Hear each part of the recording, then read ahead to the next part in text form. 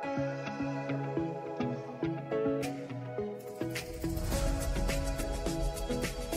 everyone, আজি ভিডিওটো makeup for beginners এই সিৰিজটোৰ সেকেন্ড ভিডিও।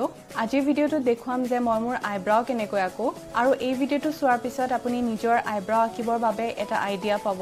সিৰিজটোৰ প্ৰথম ভিডিওটো মানে ইয়াৰ আগৰ ভিডিওটো আছিল ফাউণ্ডেশ্যনৰ ওপৰত থকা লিংকত ক্লিক কৰিলে বা আই বাটনত ক্লিক কৰিলে আপুনি সেই ভিডিওটো চাব পাৰিব।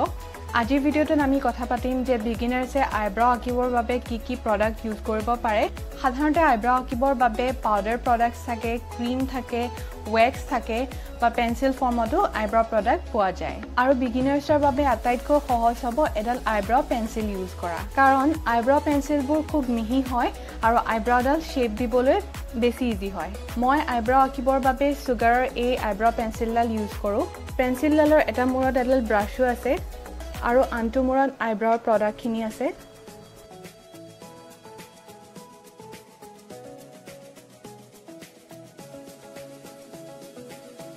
পেন্সিলডালেৰে যেতিয়া আমি আঁকি থাকোঁ তেতিয়া লগে লগে ব্ৰাছো কৰি থাকিব লাগে। সেইকাৰণে ট্ৰাই কৰিব যে আপোনাৰ আইব্ৰাও পেন্সিলডালত প্ৰডাক্টটোৰ লগতে এডাল ব্ৰাছো থাকে।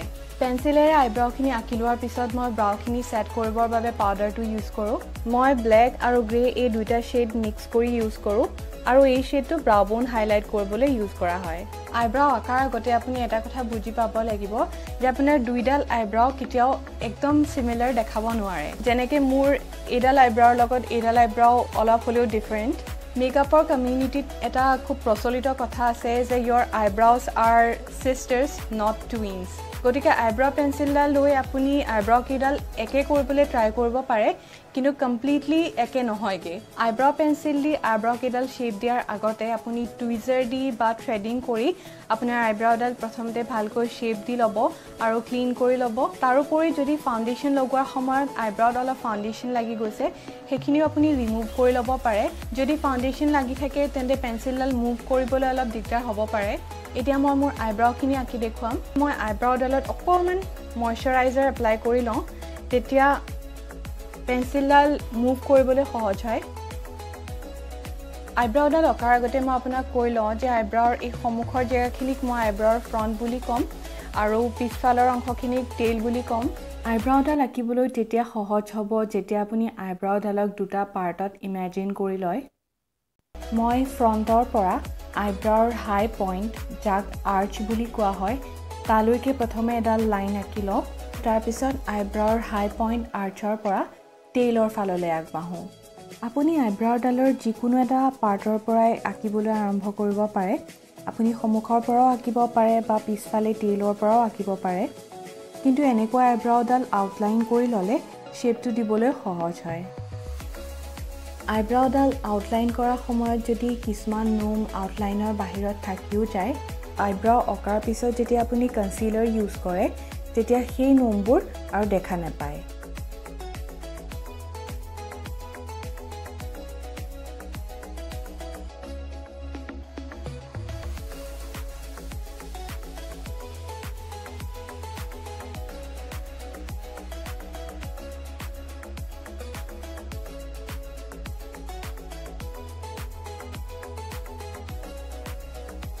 এতিয়া মই আইব্ৰাওডাল সম্পূৰ্ণভাৱে আঁকি লোৱাৰ আগতে আনডাল আইব্ৰাও ভালকৈ আউটলাইন কৰি ল'ম। আইব্ৰাও কেইডাল আউটলাইন কৰাৰ সময়ত আপুনি আইনাখনৰ পৰা অলপ দূৰত ৰ'ব। আইনাখনৰ পৰা অলপ দূৰত ৰৈ যদি আইব্ৰাও কেইডাল আঁকে তেতিয়া দুইডাল আইব্ৰাও সমান কৰিবলৈ অলপ সুবিধা হয়।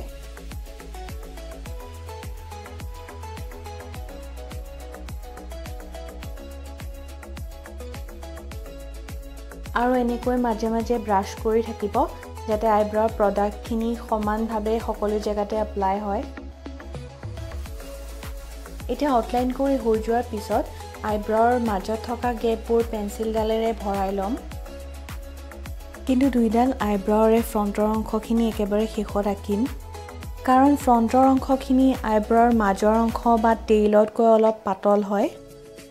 আইব্ৰাওৰ বাকীখিনি অংশ আপুনি আপোনাৰ ইচ্ছামতে ডাঠ কৰি ল'ব আৰু সেই হিচাপতহে ফ্ৰণ্টৰ অংশখিনি আঁকিব লাগে। ফ্ৰণ্টৰ অংশখিনি আঁকিবলৈ পেন্সিলডাল খুব দবাই নিদিব, পাৰিলে খুব সফ্টলি লাহে লাহে ড্ৰ কৰিব। দুইডাল আইব্ৰ পেন্সিলেৰে আঁকি লোৱাৰ পিছত এতিয়া এটা আইব্ৰ পাউডাৰ ইউজ কৰিছো যেটো ইউজ কৰাৰ পিছত মোৰ আইব্ৰৰ কালাৰটো আৰু অলপ ডাঠ হৈ যাব পাউডাৰ ইউজ কৰাটো অপচনেল প্ৰয়োজন নহলে আপুনি ইউজ নকৰিবও পাৰে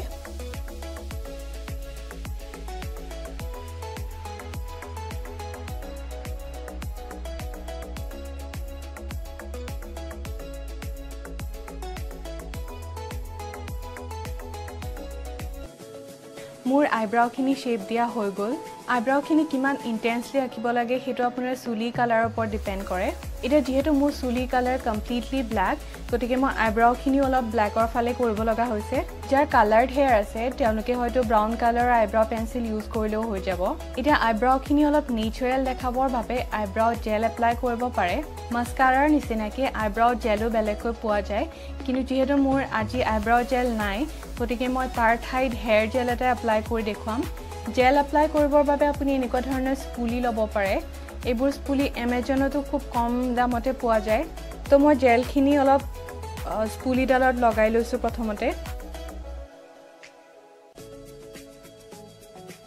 জেল ইউজ কৰোঁতে আপুনি এটা কথাই মন কৰিব লাগে যে আইব্ৰৰ ফ্ৰণ্টৰ অংশখিনি ওপৰলৈ ব্ৰাছ কৰা হয় আৰু মাজৰ অংশখিনি টেইলৰ ফাললৈ ব্ৰাছ কৰা হয়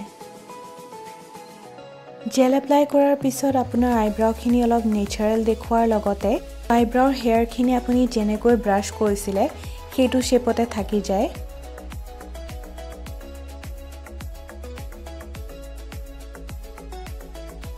আইব্ৰাউ অকাৰ সময়ত অলপ ওপৰে তলে লাগি যোৱাটো স্বাভাৱিক গতিকে সেইখিনি ক্লিন কৰিবৰ বাবে আমি কনসিলাৰ ইউজ কৰিব লাগিব আইব্ৰাউখিনি ক্লিন কৰিবৰ বাবে মই এনেকুৱা ফ্ল্যাট ব্ৰাছ এটা লৈছো আৰু এটা কনসিলাৰ লৈছো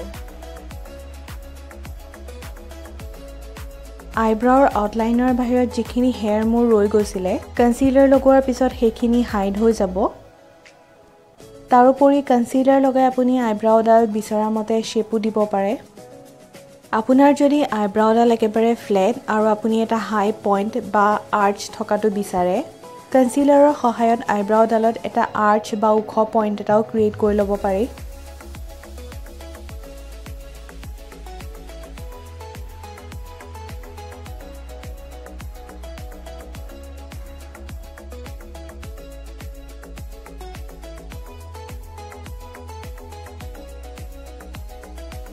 আশা কৰো ভিডিওটো আপোনালোকৰ কাৰণে হেল্পফুল হ'ব আৰু যদি ভিডিওটো চাই ভাল পাইছে তেন্তে লাইক এটা কৰি দিব আৰু আহিব লগা ভিডিওবোৰ চাবৰ বাবে মোৰ চেনেলটো সাবস্ক্ৰাইব কৰি ল'ব আহিব লগা ভিডিওটোত মই কালাৰ কাৰেক্ট কেনেকৈ কৰে আৰু কনসিলাৰ কেনেকৈ লগায় তাকে দেখুৱাম সো আজিলৈ বাই